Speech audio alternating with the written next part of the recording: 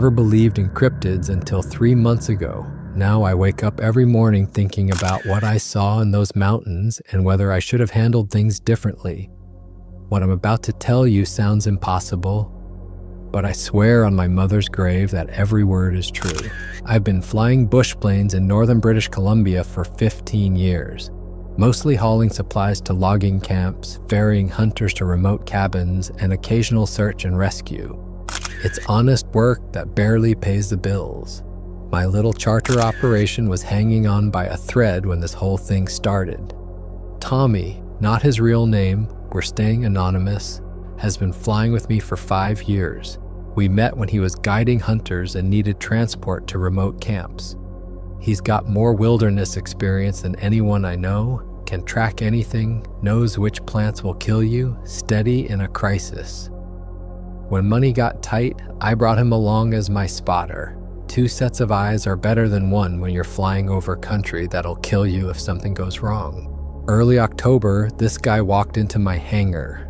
Well-dressed, expensive watch, the kind of haircut that costs more than most people make in a week. He looked completely out of place among the oil stains and spare parts scattered around my workspace. Said he represented a private consortium having problems with remote operations in the Cassiar Mountains. Over the past 6 months, they'd lost contact with 3 separate field teams. Equipment had gone missing, camps had been ransacked, and 2 researchers had simply vanished without a trace. He wanted me to fly aerial reconnaissance missions over a specific grid area, take detailed photographs of anything unusual, and report back on what I found. The pay was more than generous, $5,000 for each flight, with a minimum of 10 flights guaranteed. That was more money than I'd made in the previous 3 months combined. We were both there when the guy made his pitch, and I could see the same thoughts going through his head that were going through mine. This much money for simple aerial photography meant there was more to the story than we were being told. But when you're 2 months behind on hangar rent and the bank's threatening repossession, you don't look gift horses in the mouth. We should have asked more questions. Should have wondered why a geological survey company would need a bush pilot instead of hiring proper aerial photographers. Should have been suspicious about why they were so secretive about the exact nature of their work. But the money was just too good to pass up. The area they wanted me to survey was deep wilderness, even by northern BC standards. No roads, no settlements, just endless forest broken up by rocky peaks and the occasional alpine lake. The GPS coordinates they gave me marked out a roughly 20 square mile area that looked like it had never seen human footprints. My co-pilot came along on every flight, handling the camera equipment while I focused on flying the search patterns they'd mapped out for us. His sharp eyes caught details I would have missed from the pilot's seat, and his experience reading terrain helped us identify the subtle signs that something might be out of place. Our first few flights revealed nothing unusual. Dense canopy of spruce and pine, a few clearings where lightning strikes or avalanches had taken down trees, the normal wildlife you'd expect to see from the air. We photographed everything systematically, following the flight patterns they'd provided. But by the 4th flight, we started noticing things that didn't quite add up. There were trails cutting through areas where no trails should exist. Not game trails, but what looked like deliberate paths wide enough for something large to move through. Some of the clearings we'd initially attributed to natural causes showed signs of systematic tree removal, with logs arranged in patterns that looked almost geometric. We pointed out broken branches at heights that made no sense for any known animal. 8, 9, 10 feet off the ground, snapped clean as if something very tall and very strong had simply pushed its way through without bothering to go around obstacles. The strangest thing was the complete absence of any sign of the survey teams that were supposedly working in the area. No camps, no equipment, no helicopter landing zones. For a company that claimed to have lost 3 field teams in this region, there was remarkably little evidence that anyone had ever been there at all. On the 6th flight, things started going wrong. About an hour into the reconnaissance pattern, my radio began picking up interference, deep, rhythmic pulses that didn't match any frequency I knew. At first I thought it might be atmospheric conditions, but the pattern was too regular, too deliberate. It almost sounded like some kind of primitive drumming. We tried adjusting the radio settings, but the interference persisted no matter what frequency we used. It was strongest when we flew over certain sections of the survey area, as if the source was somewhere below us in the forest. Then my compass started acting up. The needle would spin wildly whenever we flew over certain sections of the survey area, making navigation nearly impossible. I had to rely entirely on GPS, which made me nervous flying in such remote terrain. The engine began running rough on the way back, forcing me to nurse the throttle and use minimal power settings. When we got back to base, my mechanic couldn't find anything wrong with it. All the systems checked out perfectly, but I knew something wasn't right. I mentioned these problems to our contact when we delivered that day's photographs. He seemed unsurprised by the radio interference and compass issues, which should have been another red flag. Instead, he just nodded and said they'd had similar reports from their field teams before contact was lost. We talked it over that night, and we both agreed something wasn't adding up. The equipment problems, the lack of any sign of the missing teams, the client's evasive answers to direct questions, it all pointed to us being used for something other than what we'd been told. But the money was real, and we needed it. We decided to complete the contract, but stay alert for anything that might indicate we were walking into a trap. 3 days later, on what turned out to be our final reconnaissance flight, everything went to hell. We were about halfway through the survey pattern when the engine started misfiring badly. Oil pressure dropped to almost nothing, and I could see smoke starting to trail from the exhaust. My co-pilot was scanning the terrain below with binoculars, looking for any possible landing sites. The forest canopy stretched endlessly in every direction, broken only by rocky peaks that were too steep and narrow for an aircraft landing. I had maybe 10 minutes of flight time left before complete engine failure. Looking down at the endless forest canopy, we spotted a small lake with what looked like a narrow beach on the eastern shore. It was our only option for an emergency landing. The approach was harrowing. Trees came right up to the water's edge on 3 sides, leaving me a tiny window to get the plane down safely. My co-pilot called out altitude and airspeed readings while I fought to keep the aircraft stable with a dying engine. I hit the water harder than I would have liked, and the impact damaged my propeller and bent the landing gear struts. The plane was flyable, but barely, and definitely not capable of getting me out of there. We managed to taxi to the beach and drag the aircraft up onto dry land before it could sink or drift away. My emergency locator beacon should have activated automatically, but when we checked the unit, the antenna had been sheared off during the landing. We were completely cut off from the outside world. I'd gone down around 3 in the afternoon, which gave us a few hours of daylight to assess the situation and set up some kind of shelter. Our emergency kit contained enough food and water for maybe 3 days, assuming we were careful with rationing. Using the aircraft as a windbreak, we rigged up a lean-to shelter with our emergency tarp and gathered enough firewood to last the night. The temperature was already dropping as the sun disappeared behind the mountains, and we knew it would be well below freezing before morning. I let my co-pilot take the lead on setting up camp since he's always been better at the outdoor survival stuff, while I focused on assessing the damage to the aircraft and trying to figure out if there was any way to get us out of there under our own power. While gathering wood, we found something that made our blood run cold. In the soft mud near the lake shore were footprints unlike anything either of us had ever seen. They were enormous, at least 18 inches long and nearly 8 inches wide, with clear impressions of 5 toes. Whatever had made them was heavy enough to sink deep into the mud, and the stride length suggested something much taller than any human. We both stared at those tracks for a long time without saying anything. Between us, we'd seen just about every kind of animal sign you can imagine, and we were both equally baffled. They were definitely not bear tracks. Bears don't leave prints with 5 distinct toes, and we'd never seen bear prints anywhere near that size. But the alternative explanation was something neither of us was ready to consider. That first night was the longest of my life. We built a good fire and kept it burning bright, but sleep was impossible. Starting around midnight, we began hearing sounds from the forest that raised every hair on our bodies. Heavy footsteps circling our campsite, staying just outside the reach of the firelight. The crack of branches breaking under significant weight. The sounds were methodical, deliberate, suggesting whatever was making them was intelligent enough to maintain a specific distance from us.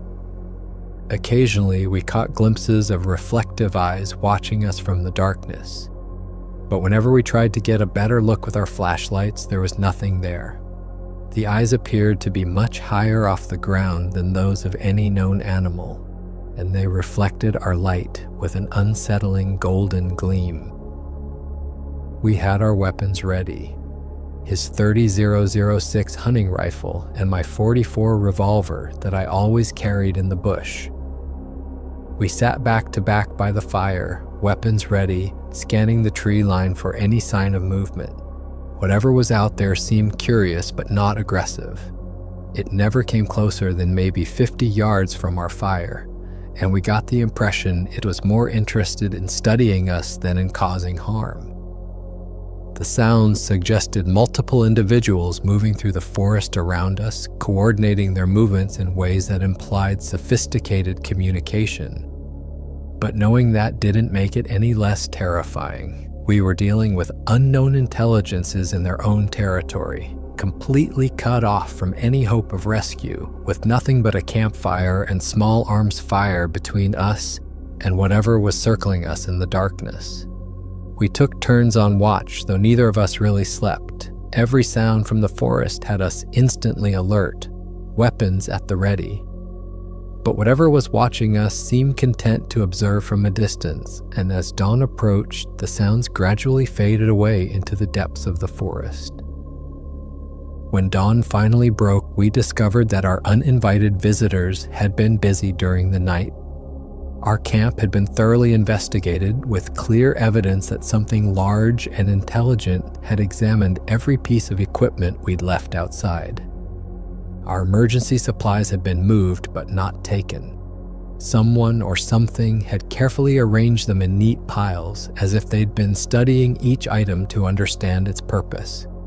The methodical nature of the arrangement spoke to a level of intelligence and curiosity that was deeply unsettling. The footprints were everywhere now, dozens of them circling the campsite and leading off into the forest in multiple directions. Close examination revealed at least 3 different sets of prints, suggesting we were dealing with a group rather than a single individual. Most disturbing of all were the handprints we found on the aircraft itself, clear impressions in the morning frost covering the wings and fuselage, made by hands that were unmistakably humanoid, but far larger than any human could possibly possess. The fingers were thick and powerful, with what looked like claw marks at the tips. The handprints were positioned in ways that suggested whoever made them had been trying to understand the aircraft's structure and function. Prints on the propeller, the wing struts, the door handles, as if they'd been conducting their own investigation of our technology. We tried to convince ourselves there had to be a rational explanation.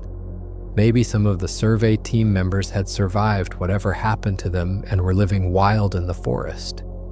Maybe they'd been out there so long they'd gone feral, which would explain the primitive behavior and the oversized tracks. But deep down, we both knew we were grasping at straws. No human being could leave handprints that size, and no human could move through dense forest as silently as whatever had been watching us. We were dealing with something that didn't fit into any category of known wildlife. We spent most of that morning checking and rechecking our weapons, making sure we had clear fields of fire from our campsite, and discussing what we'd do if whatever was out there decided to approach during daylight hours. The second day was worse than the first in some ways. During daylight hours, we caught occasional glimpses of movement in the forest.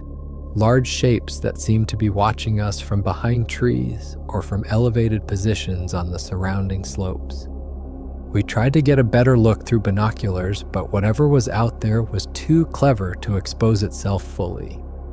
We'd see a flash of dark hair, the suggestion of a massive shoulder, sometimes what looked like a face peering at us from behind cover, but never enough to make out clear details. The psychological pressure was incredible. Knowing we were being watched constantly, studied by intelligences we couldn't understand, left both of us on edge in a way I'd never experienced before. We jumped at every sound, spun around at every shadow, and found ourselves constantly checking over our shoulders. By afternoon, we were both exhausted from the constant stress. We'd been holding our weapons for hours, fingers never far from the triggers, ready to defend ourselves against threats we couldn't even properly identify. It was around this time that we first began to consider that maybe whatever was out there wasn't necessarily hostile. The fact that it hadn't attacked us during the night when we would have been most vulnerable suggested that its intentions might not be aggressive. The careful arrangement of our supplies spoke to curiosity rather than malevolence. But that didn't make us feel much safer. We were dealing with something that was clearly much larger and stronger than us, something that could move through the forest like a ghost, and something that was intelligent enough to study us systematically while remaining hidden. Even if it wasn't immediately hostile, that didn't mean it wouldn't become dangerous if it felt threatened. The watching continued throughout the day, with different positions around our campsite being occupied at different times. It became clear that we were dealing with a coordinated group that was taking turns observing us, sharing information about us in ways we couldn't begin to understand. Late in the afternoon of our second day, the situation came to a head. We were working near the aircraft when my co-pilot suddenly grabbed my arm and pointed toward the tree line. There, standing partially concealed behind a massive pine tree about 100 yards away, was the clearest view we'd had yet of whatever was stalking us. It was huge, at least 8 feet tall and built like a professional heavyweight boxer. Its entire body was covered in dark brown hair that looked thick and coarse, well adapted for the mountain climate. The proportions were humanoid but exaggerated. Massive shoulders, long arms, a barrel chest that spoke to incredible physical power. But it was the face that stopped us cold. While clearly not human, it showed an unmistakable intelligence in its deep-set eyes. The facial features were a blend of human and ape characteristics, with a heavy brow ridge and a prominent jaw. But the expression in those eyes was thoughtful, curious, almost analytical. We both raised our weapons instinctively, bringing rifles to shoulder while drawing sidearms. The creature made no aggressive moves, but it didn't retreat either. We stood there in a tense standoff, weapons trained on this impossible being while it studied us with what seemed like calm curiosity. I had the rifle sights lined up on center mass, and I could feel my finger resting on the trigger. One wrong move from the creature, and we would have opened fire without hesitation. The tension was so thick you could cut it with a knife. But the creature just stood there, watching us with those intelligent eyes. It showed no fear of our weapons, which was perhaps the most unnerving thing of all. Either it didn't understand the threat they represented, or it was confident enough in its own abilities that it simply didn't care. After what felt like hours, but was probably only a few minutes, the creature tilted its head slightly, as if considering something. Then it took a single step forward, just enough to move into clearer view, and raised one massive hand in what looked unmistakably like a gesture of greeting. The gesture was so unexpected, so human-like, that it caught us completely off guard.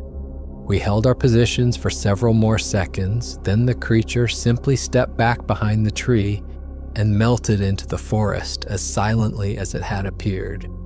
When we finally lowered our guns, both of us were shaking from the adrenaline. We'd just had a face-to-face encounter with something that shouldn't exist, and it had tried to communicate with us. That evening, as we sat by our fire discussing what we'd seen, the full implications began to sink in. This wasn't just some unknown animal, it was clearly an intelligent being with sophisticated behavioral patterns and what appeared to be advanced cognitive abilities. We discussed details we'd both observed during the encounter. The creature's posture had been alert but not aggressive. Its body language had suggested curiosity rather than hostility.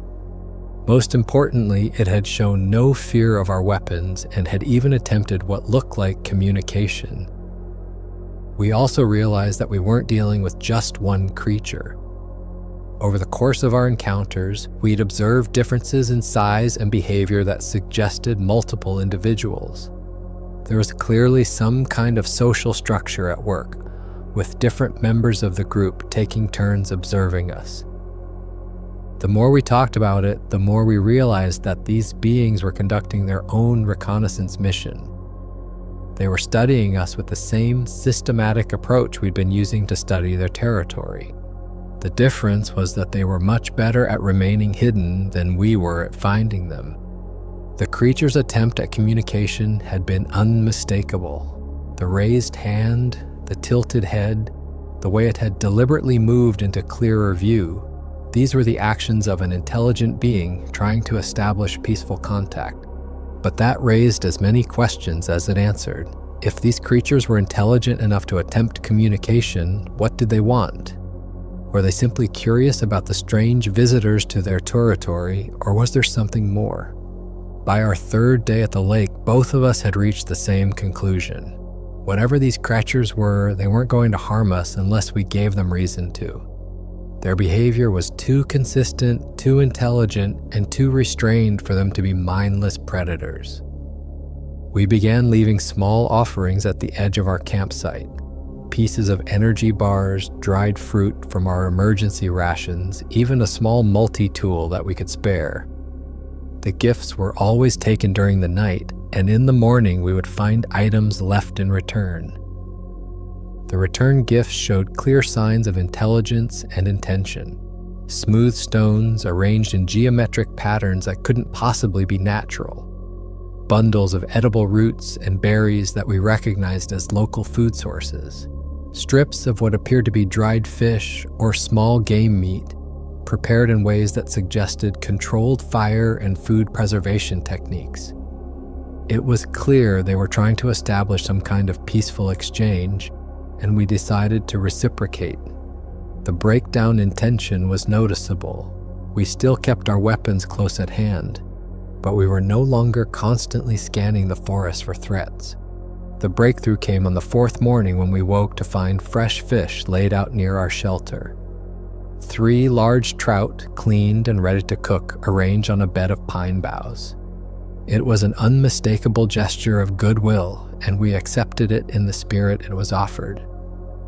We cooked one of the fish over our fire and shared it, then left the other 2 at the edge of camp as our own offering. When we checked later, the fish were gone, but in their place was a handful of late-season blueberries and what looked like medicinal herbs that we recognized from wilderness survival training.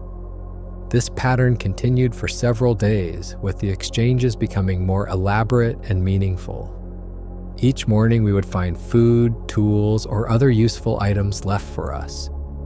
In return, we shared what we could from our dwindling emergency supplies. It wasn't exactly conversation, but it was definitely communication. More importantly, it was building trust. Whatever these beings were, they were showing us a level of consideration and intelligence that was impossible to ignore. They were sharing their knowledge of the local environment, providing us with food and medicine, essentially taking care of us during our time in their territory. On our 5th day at the lake, the largest of the creatures approached much closer than any of them had before. This one was truly massive, probably 9 feet tall and built like a tree trunk. The way it moved and the respect shown by the others when it appeared made it clear this was the leader of their group. It approached to within 30 feet of our fire and simply stood there, apparently content to observe us going about our morning routine. Up close, we could see details that were both fascinating and unsettling. Its face was a remarkable blend of human and ape features, with a heavy brow ridge but expressive eyes that held unmistakable intelligence and what I can only describe as wisdom. The creature's hair was not uniform. It was shorter and darker around the face and hands, longer and lighter on the body. There were traces of gray around the temples and in the facial hair, suggesting this was an older individual with considerable life experience. We stayed calm, keeping our weapons visible but not threatening. We went about our normal activities, checking the aircraft, maintaining our gear, tending the fire, while this incredible being watched our every move with obvious interest. When I raised my hand in what I hoped was a universal gesture of greeting, the creature tilted its head and made a series of soft vocalizations that might have been an attempt at communication. The sounds were complex, with variations in tone and rhythm that suggested a sophisticated language. When my co-pilot pointed to himself and said his name, the creature mimicked the pointing gesture and made different sounds that could have been its own name or some form of acknowledgement. It was a remarkable moment, two entirely different species attempting to bridge the communication gap between them. Over the next hour, we developed a basic system of communication through gestures and simple sounds. The creature seemed particularly interested in our aircraft and spent considerable time examining it from a distance, though it never came close enough to touch. Its study of our technology was methodical and obviously intelligent. When we demonstrated simple tools, lighting a match, using a knife to cut rope, the creature watched with intense focus and made sounds that suggested it was sharing these observations with others who were watching from concealment. The most remarkable thing was its complete lack of fear. This being was clearly intelligent enough to understand that our weapons could be dangerous, but it showed no concern about our ability to harm it. Either it was supremely confident in its own abilities, or it understood something about our intentions that we hadn't yet fully communicated. On our 6th day at the lake, while the Alpha was observing us from its usual position at the edge of camp, I made a discovery that changed everything. While reorganizing our emergency kit, I found a small electronic device buried underneath the medical supplies that I'd never seen before. It was about the size of a matchbox with a stubby antenna and a blinking LED light. A tracking beacon, obviously, but not one that belonged to any emergency equipment I knew about. Someone had planted it in our gear before the flight.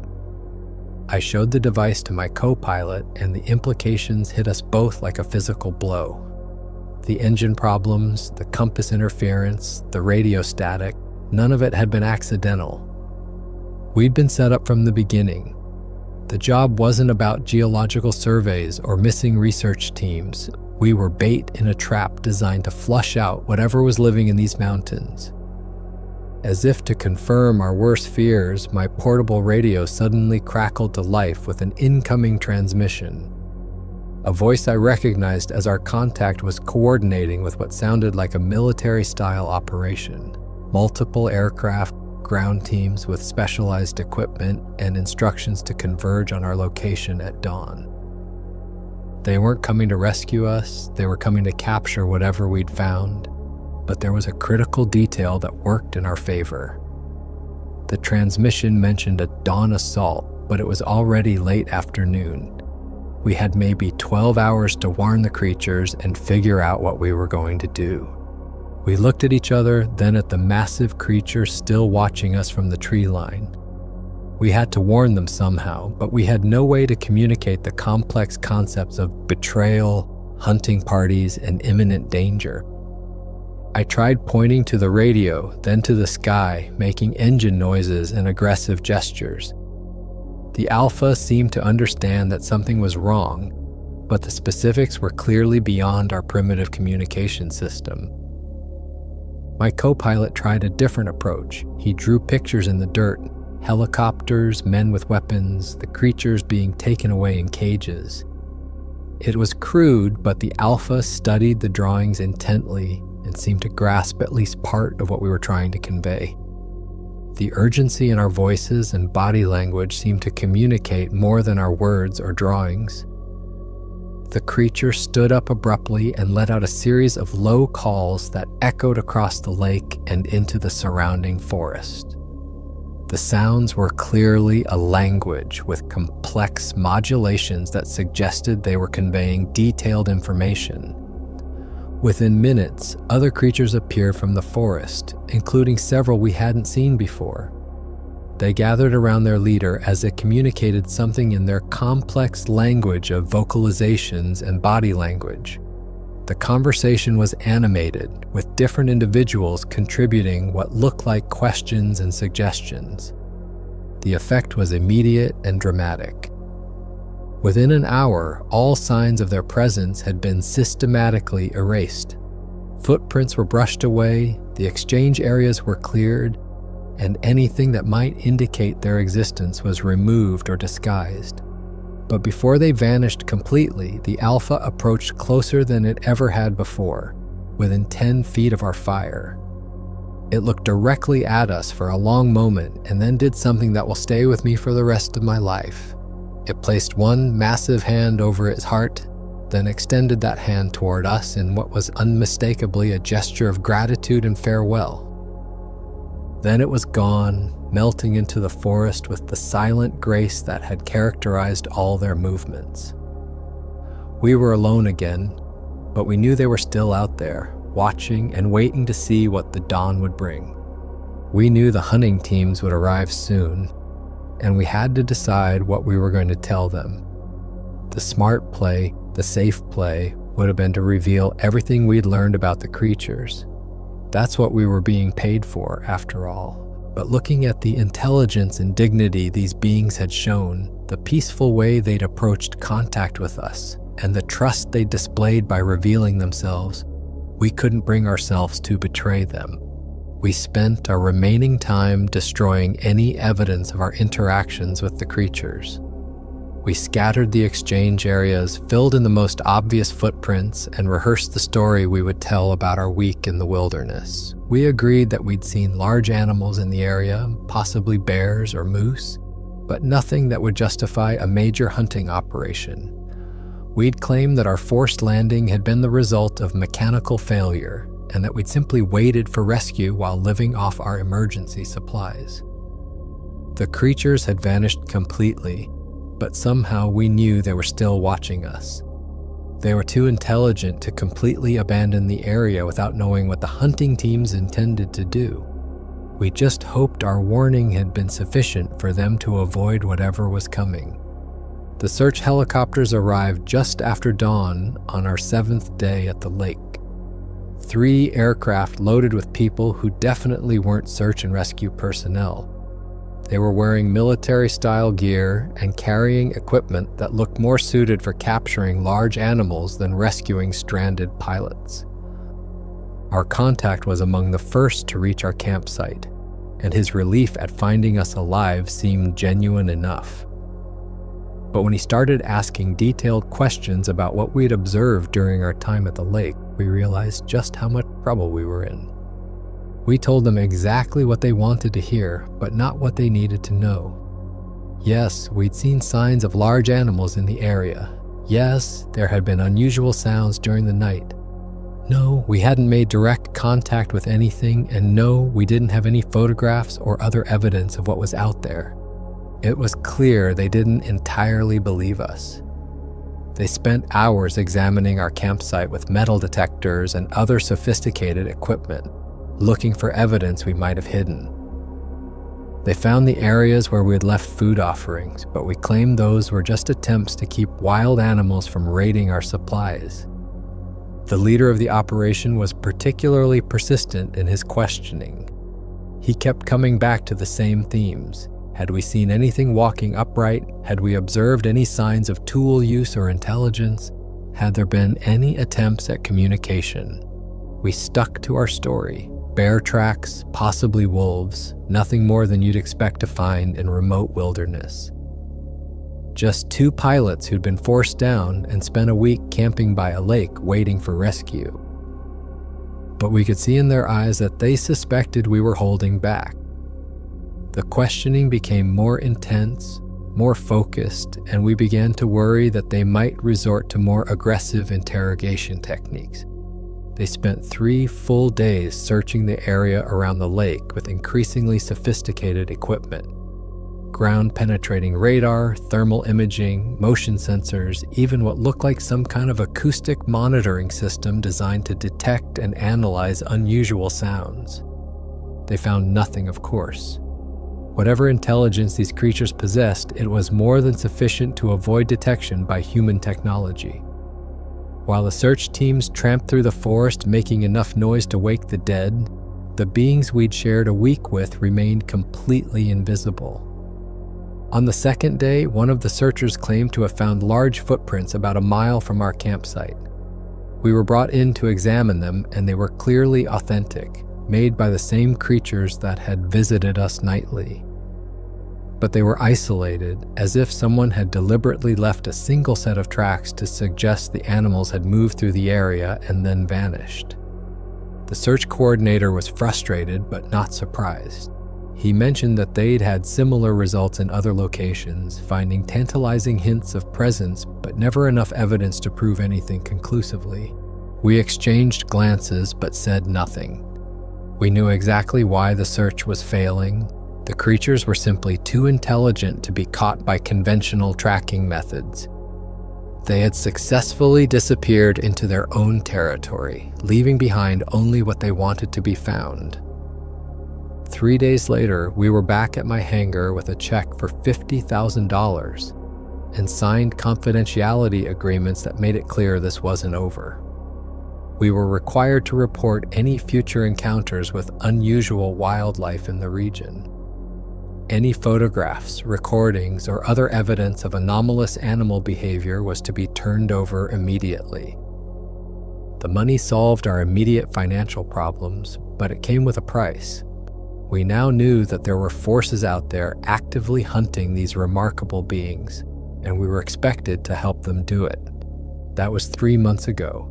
Since then, I've flown dozens of routine missions throughout northern BC, but I've never been asked to return to the Cassiar Mountains. Whether the operation has been terminated or they found other ways to monitor the area, I don't know. What I do know is that we think about those creatures every single day. We wonder if they're still living peacefully in their hidden valleys, or if other search teams have been more successful in tracking them down. We wonder if we did the right thing by protecting them, or if we should have tried to establish more formal contact. Most of all, we wonder about the alpha who spent hours observing us from the edge of our camp.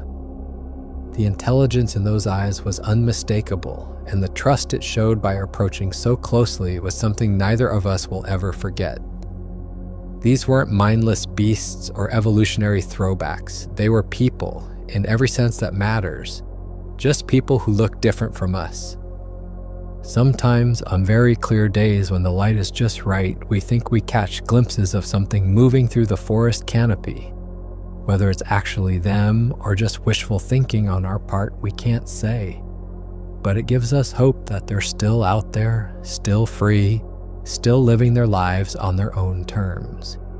If you're ever flying over remote wilderness and you see something that doesn't quite fit with what you know about the natural world, my advice is to observe quietly, respect what you're seeing, and keep it to yourself. There are mysteries in this world that deserve to remain mysterious and beings that deserve to remain free.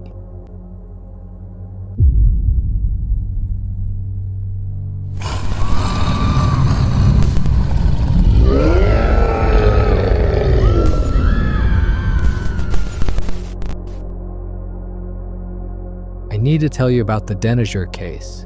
It's been eating at me for years now. I was the lead investigator on what should have been a simple missing persons case. A husband and wife went hiking in the mountains of northern Oregon. They never came back. What we found changed everything I thought I knew about what lives in our forest. The call came in on a Tuesday morning in October 2018. The Deninger family had been expecting their son and daughter-in-law back from a weekend hiking trip. When Monday came and went with no word, they knew something was wrong. The couple were experienced hikers. They always stuck to their plans. They always called when they were supposed to. The family had tried calling their cell phones repeatedly. No answer. They contacted the ranger station at Cascade Mountain Trail. No one had seen the couple check out. Their planned return was Sunday evening. By Monday night, the family was panicking. The family filed the missing persons report that morning. Standard procedure was to wait 48 hours, but the weather forecast showed a storm coming. We had to move fast. I assembled a search team and headed up to Cascade Mountain Trail where the couple had planned to hike. The missing persons report gave us basic information. The husband was 34 years old, software engineer from Portland. The wife was 31st, elementary school teacher. They had been married for 6 years, no children. Both were experienced hikers who had completed sections of the Pacific Crest Trail. This was supposed to be a simple weekend trip to celebrate their wedding anniversary. The first day of searching turned up nothing, no sign of the couple anywhere along the main trail. Their car was still parked at the trailhead. All their camping gear was gone. It looked like they had started their hike as planned, but vanished somewhere in the woods. We interviewed other hikers who'd been on the trail that weekend. A few people remembered seeing a couple matching their description on Saturday morning. They had seemed happy and well prepared. Nothing unusual about their behavior or equipment. The trail they had planned to follow was well marked and heavily used. It led to a scenic overlook about 5 miles from the parking area. Most day hikers turn around there. But the couple had planned to continue another 3 miles to a backcountry campsite. That's where we focused our initial search efforts. On the second day, we expanded the search area. That's when we found the first piece of evidence. A backpack about 3 miles off the main trail. It was torn and scattered. Personal items were spread across a 50-foot radius. Water bottles, energy bars, a broken compass.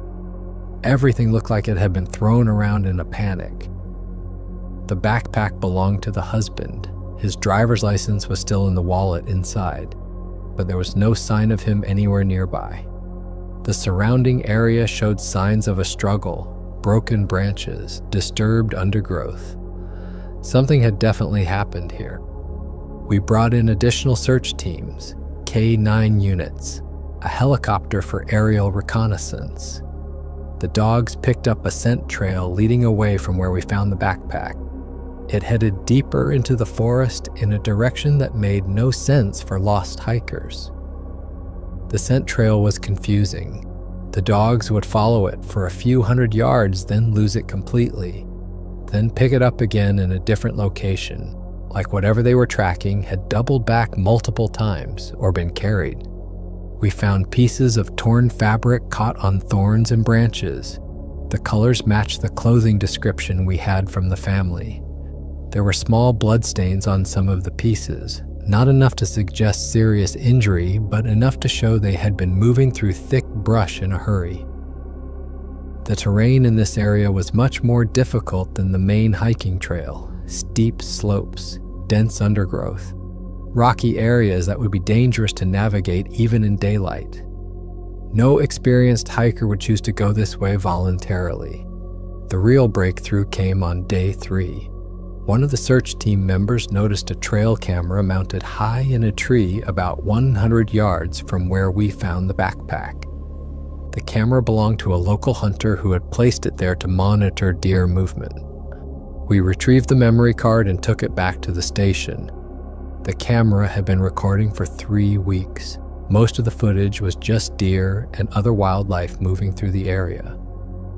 But then we found the clip that changed everything. What we saw on that footage still haunts me to this day.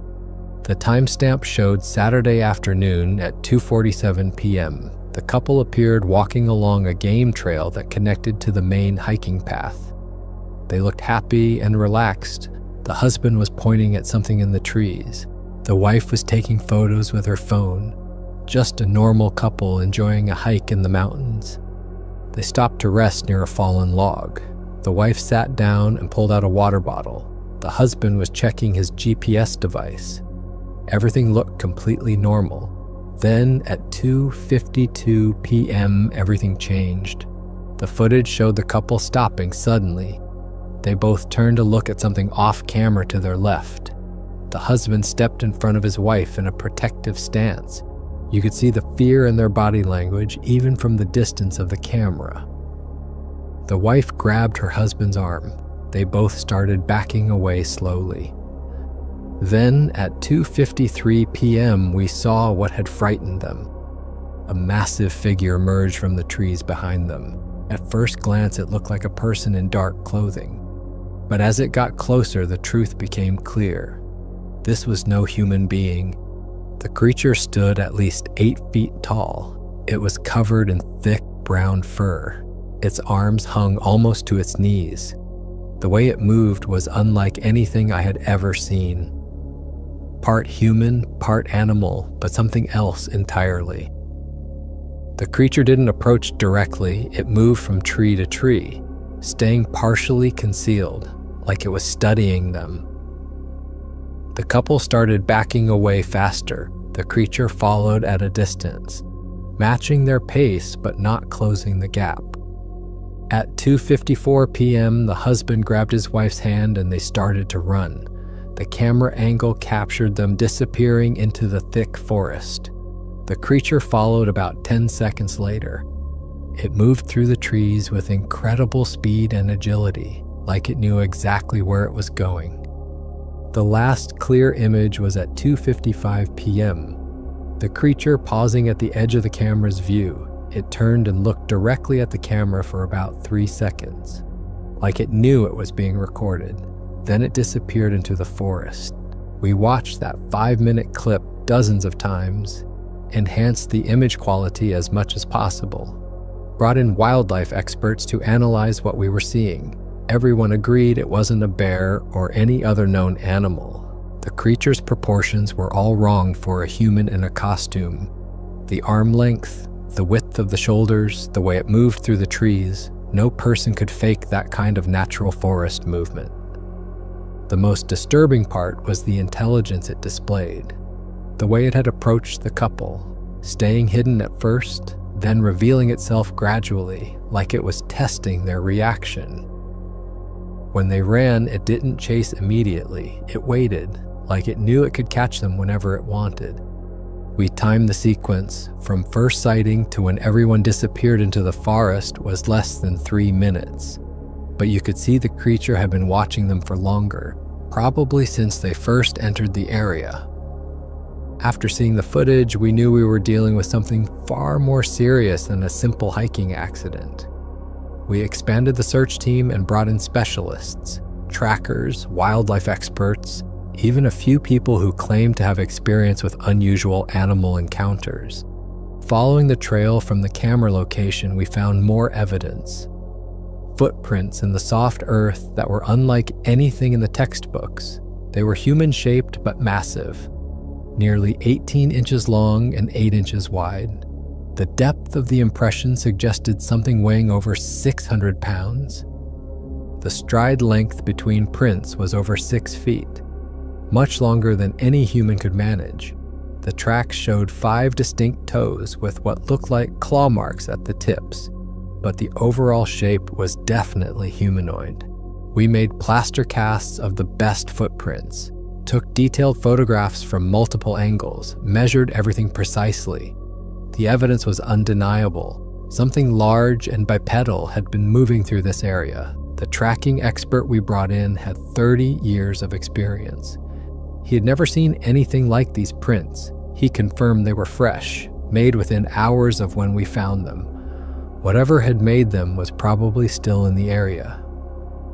We found a second backpack about half a mile deeper into the forest. This one belonged to the wife. It was even more damaged than the first. The straps had been torn completely off.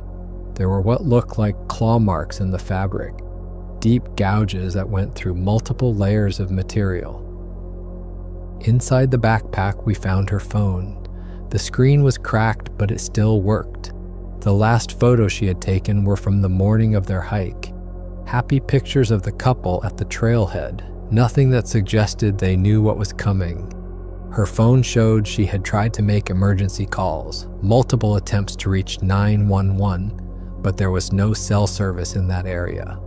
The last call attempt was time-stamped at 3:17 p.m. About 20 minutes after the creature had first appeared on the trail camera.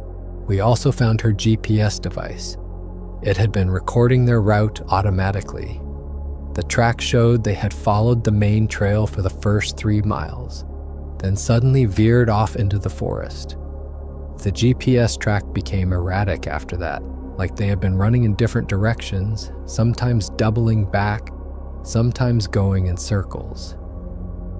The last GPS ping was at 4:23 p.m., almost an hour and a half after the first sighting.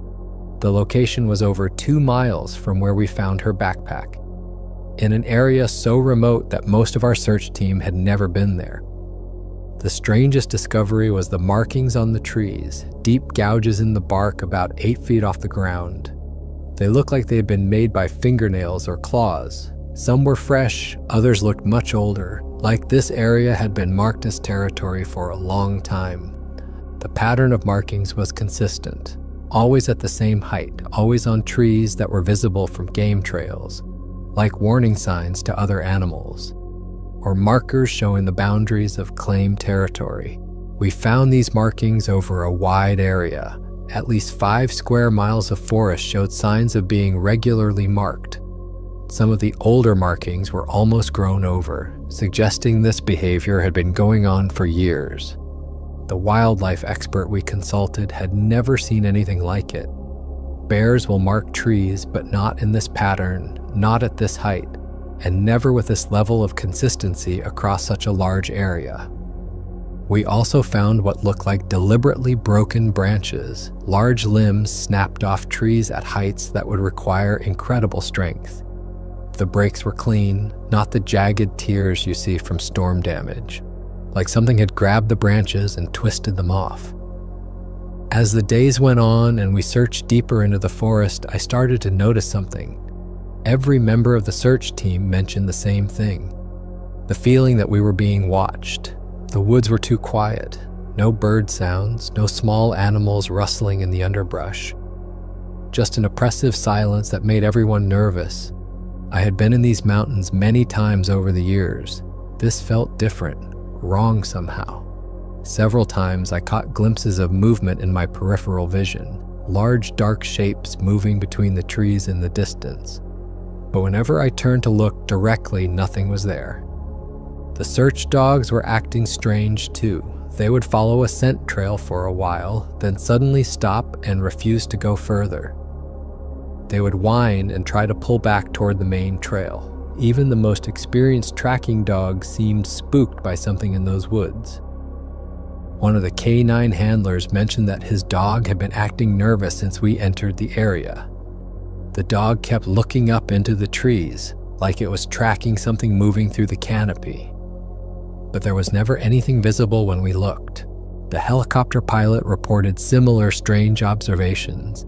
He said the forest looked normal from above, but something felt off. He couldn't explain what it was. Just an instinct that they were flying over an area where they weren't welcome. On the 5th day of searching, we found pieces of torn clothing caught on thorns and branches. The fabric matched the description of what the couple had been wearing. There were small bloodstains on some of the pieces. Not enough to suggest serious injury, but enough to show they had been moving through thick brush in a panic. The distribution of the clothing pieces told a story.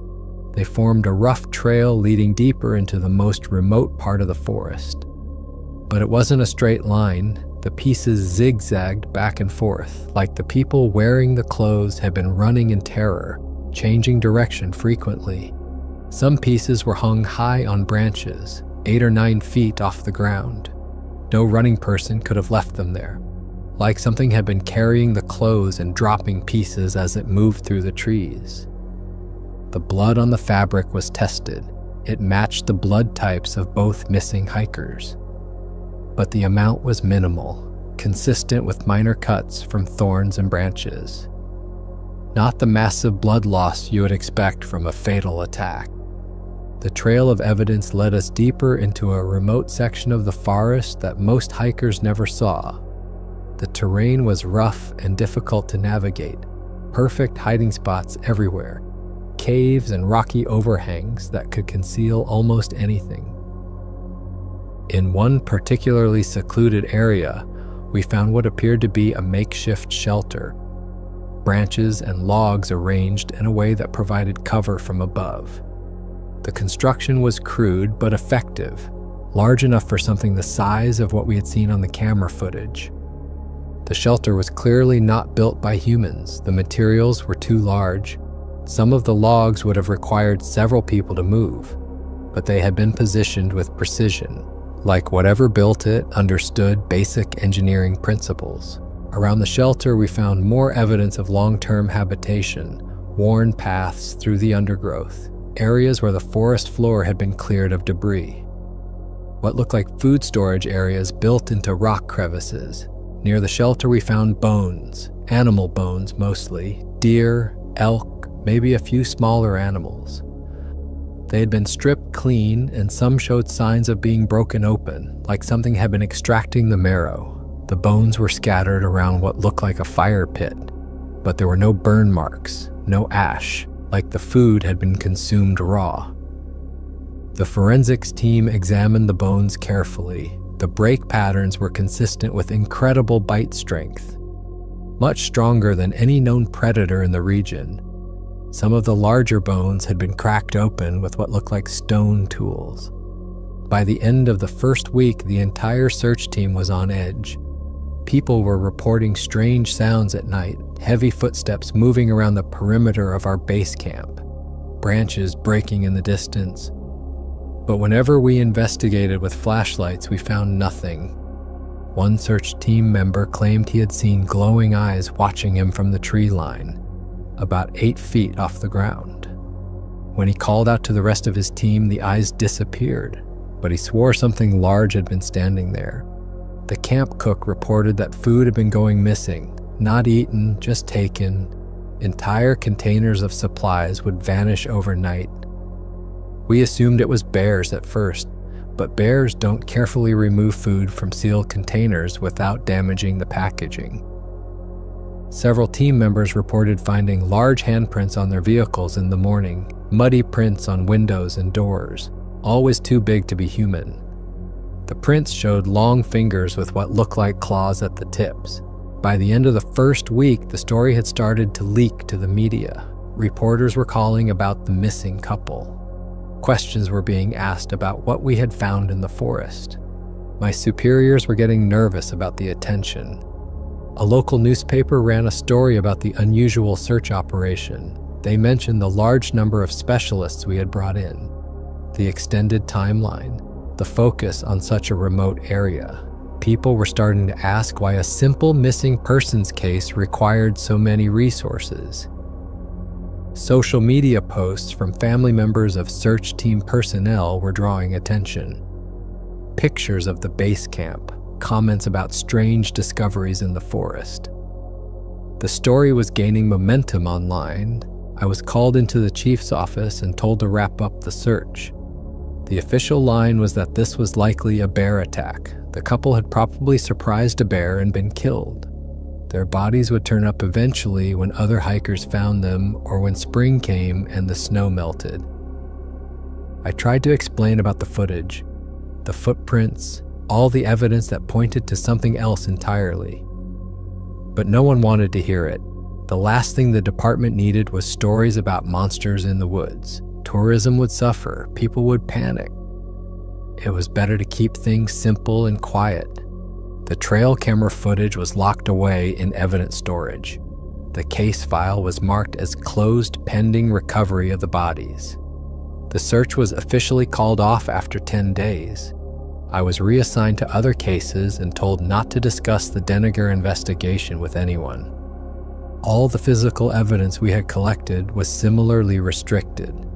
The plaster casts of the footprints, the photographs of tree markings, the damaged backpacks, everything that might support an alternative explanation for what had happened. The wildlife experts we had consulted were asked to sign non-disclosure agreements. The tracking specialist was told his services were no longer needed.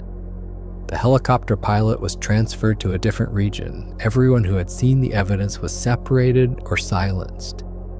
The official report classified the disappearance as a probable animal attack.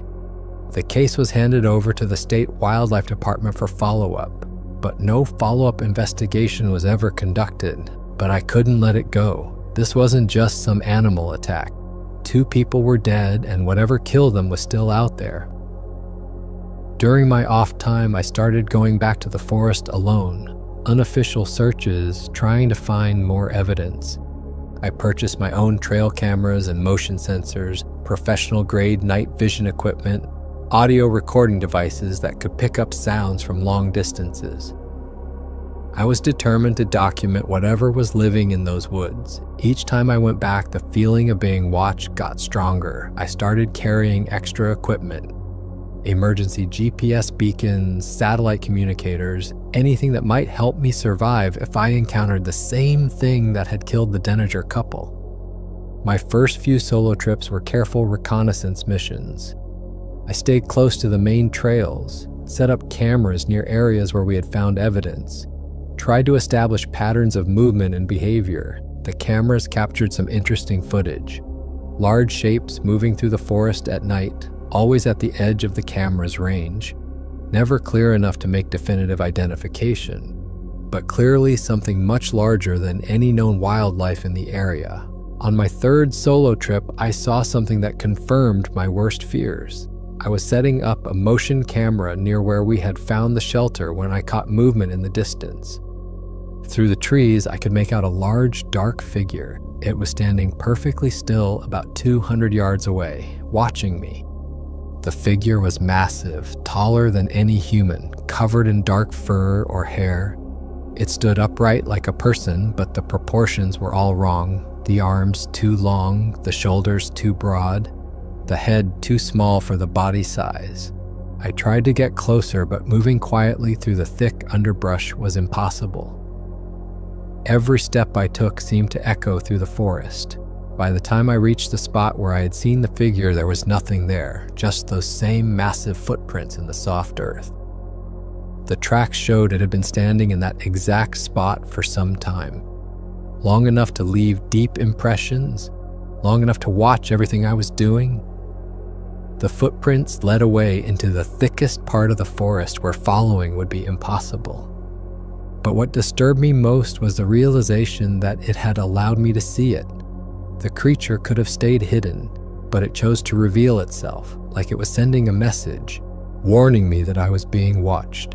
Over the next few months, I made several more trips to the area. Each time I found more evidence, more tracks, more markings on trees, more signs that something large and intelligent was living in that remote section of forest. But I also started to understand just how dangerous my solo trips were becoming. Whatever was out there knew I was coming back. It was learning my patterns, getting bolder about showing itself. I found evidence that it had been investigating my equipment.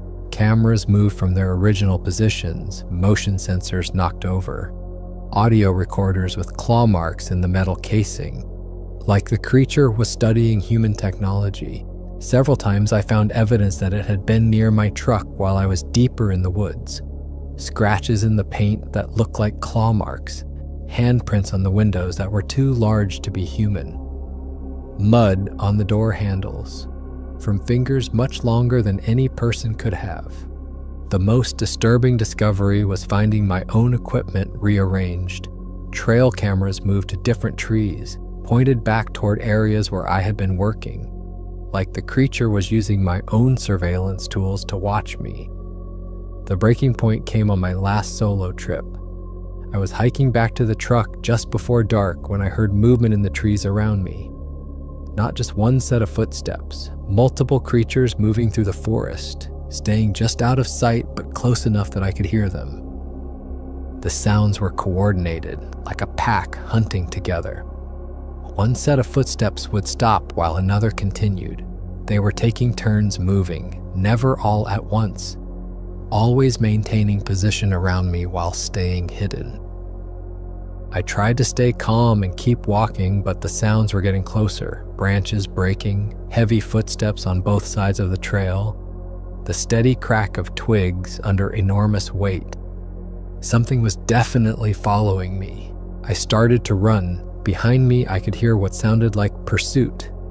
Multiple large animals crashing through the undergrowth, but also something else.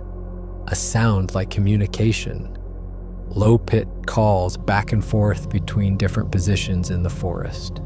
The pursuit lasted for almost a mile. I could hear them keeping pace through the trees, sometimes ahead of me, sometimes behind, like they were herding me toward a specific location. I didn't stop running until I reached the truck. I made it to the truck and locked the doors, sat there for almost an hour before I felt safe enough to drive away. In the rearview mirror, I could see dark shapes at the edge of the forest, multiple figures standing just inside the tree line, watching me leave. When I tried to report what I'd experienced on my solo trips, I was told to stop immediately. Any further unauthorized investigation would result in suspension. The case was closed. The official ruling was death by animal attack. End of story. I was transferred to a different department, put on desk duty reviewing old case files, kept as far away from active investigations as possible. The message was clear: keep quiet about what I had seen or find a new job. The trail camera footage disappeared from evidence storage. When I asked about it, I was told there had been a computer malfunction.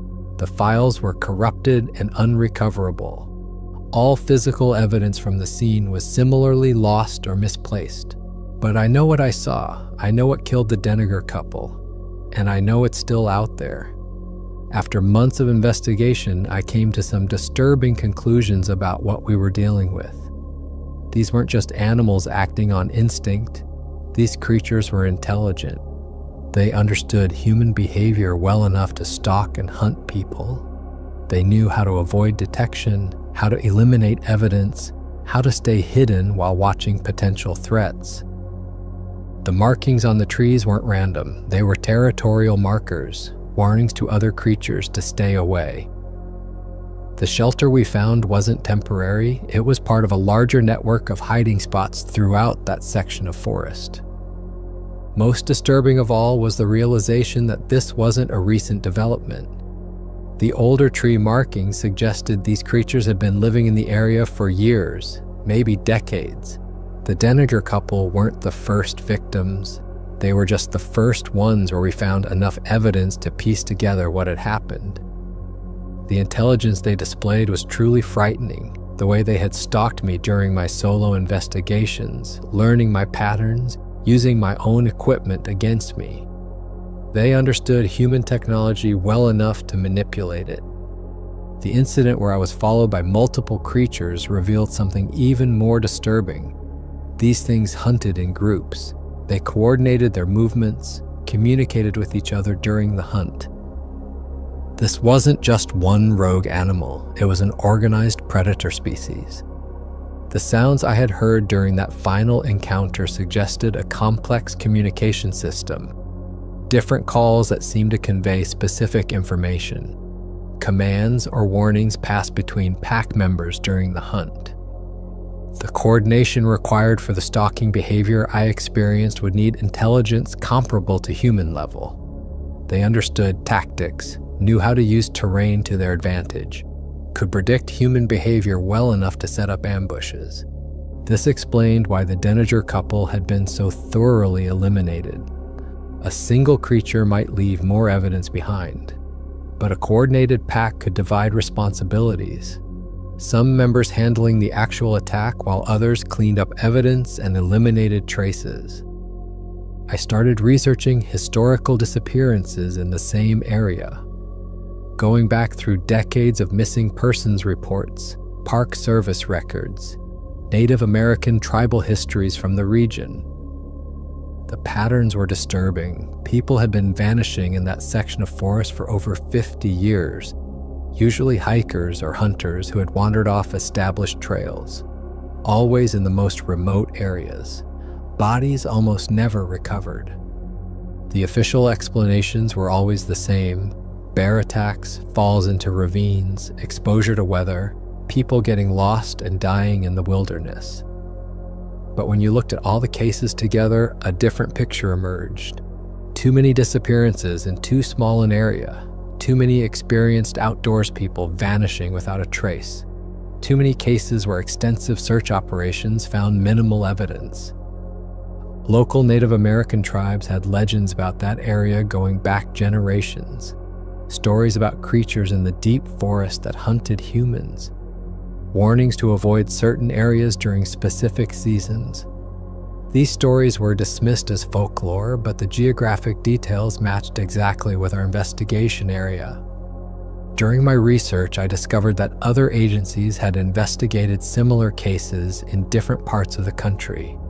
FBI reports that were heavily redacted, military documents that referenced unknown biological entities, National Park Service memos about suppressing information that might cause public panic. There was a pattern of official denial and evidence suppression that went far beyond just my case. Whatever these creatures were, the government had been aware of them for a long time, and they had made a deliberate decision to keep their existence secret. I found references to something called Project Deep Woods in some of the documents I was able to access, a joint operation between multiple agencies to monitor and contain information about unknown species encounters. The project appeared to be ongoing. The scope of the cover-up was massive. Hundreds of cases over decades, thousands of people who had encountered these creatures but were never believed. A systematic effort to maintain the official position that such things didn't exist.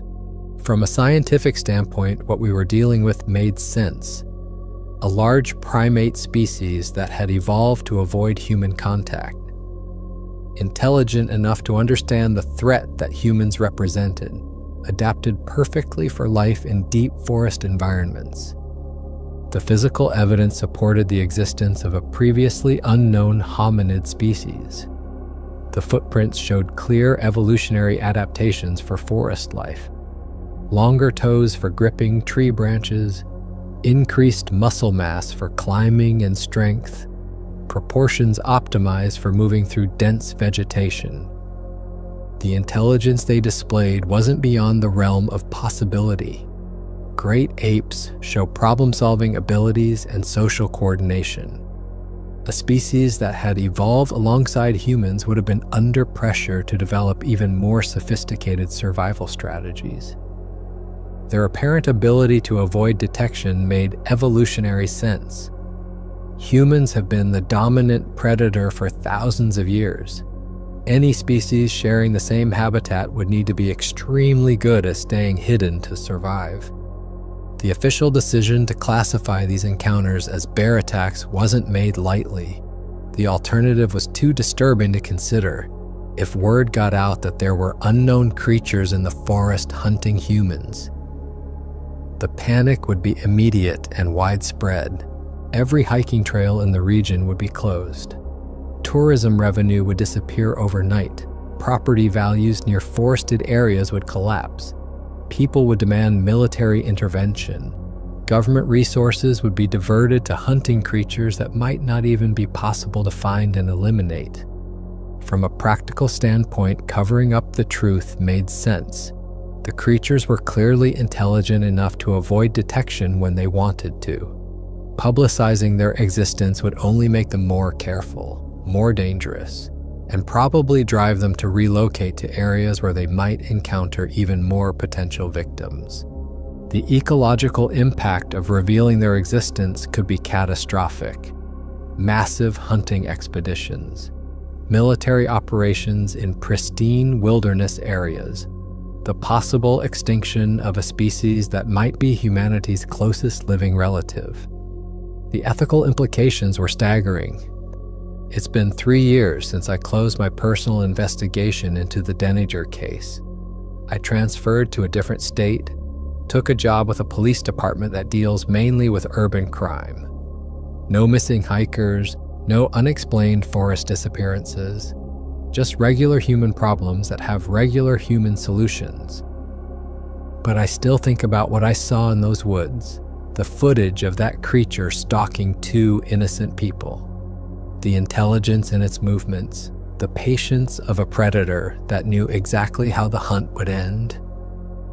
Late at night when I can't sleep, I sometimes wonder how many other cases like this have been covered up over the years. How many missing persons reports have been filed away as bear attacks or hiking accidents when the truth was something far more disturbing.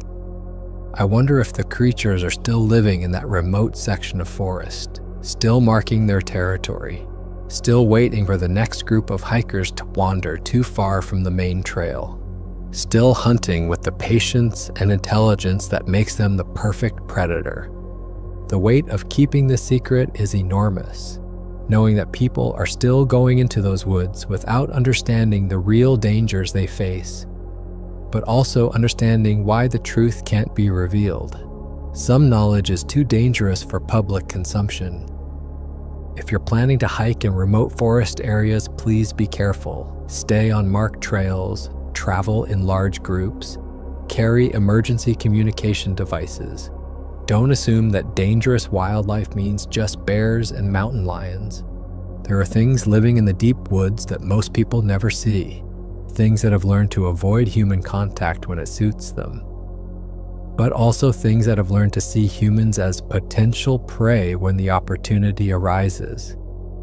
The Deninger couple were experienced hikers who thought they knew how to stay safe in the wilderness. They had maps and supplies and years of hiking experience. None of it mattered when they encountered something that existed outside normal understanding of forest wildlife. Pay attention to your instincts. If something feels wrong in the forest, it probably is. If you feel like you're being watched, trust that feeling. If animals are acting strange or the forest is too quiet, get back to civilization as quickly as possible. Don't investigate unusual sounds or sightings. Don't try to photograph unknown animals. Don't assume that intelligence means communication is possible. These creatures may look human, but they think like predators. Your safety depends on avoiding them entirely. The Deninger family still doesn't know the truth about what happened to their loved ones. They were told it was a bear attack, that the bodies were never recovered because of the terrain and weather conditions. They held memorial services and tried to move on with their lives. Sometimes I think about contacting them, telling them what really happened, giving them closure by explaining that their family members died fighting something that shouldn't exist. But I know it would only cause more pain. The truth wouldn't bring them back. It wouldn't make the grief easier to bear.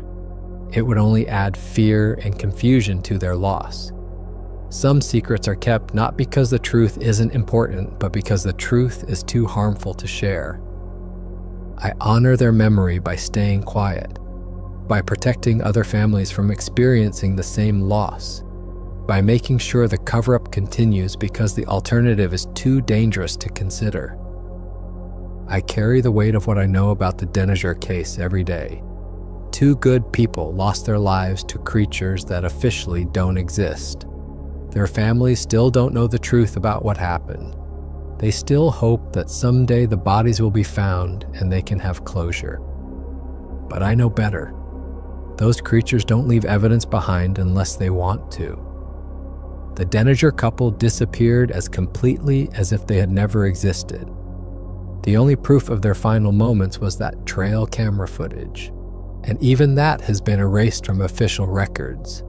The forest is a dangerous place, more dangerous than most people realize. What happened to the Deninger couple could happen to anyone who gets too far from civilization, too deep into areas where humans aren't the apex predator anymore. These creatures represent something that challenges our understanding of the natural world. They force us to confront the possibility that we're not alone on this planet, that there are other intelligent species sharing our world, species that see us as prey rather than partners. The implications are staggering. If they exist in Oregon, they probably exist in other places too. Other remote forest areas where they can live without human interference. Other territories marked with claw marks and built with shelters we would never recognize. I pray for the souls of the Deninger couple and hope they found peace. But I also hope that their deaths serve as a warning to others. The woods are full of mysteries. Some of them are better left undiscovered. Stay safe out there, stay on the trails, and remember that in the deep forest you're not always at the top of the food chain. There are things in the darkness between the trees that have been watching us far longer than we've been watching them. If you want to hear more stories like this one, check this.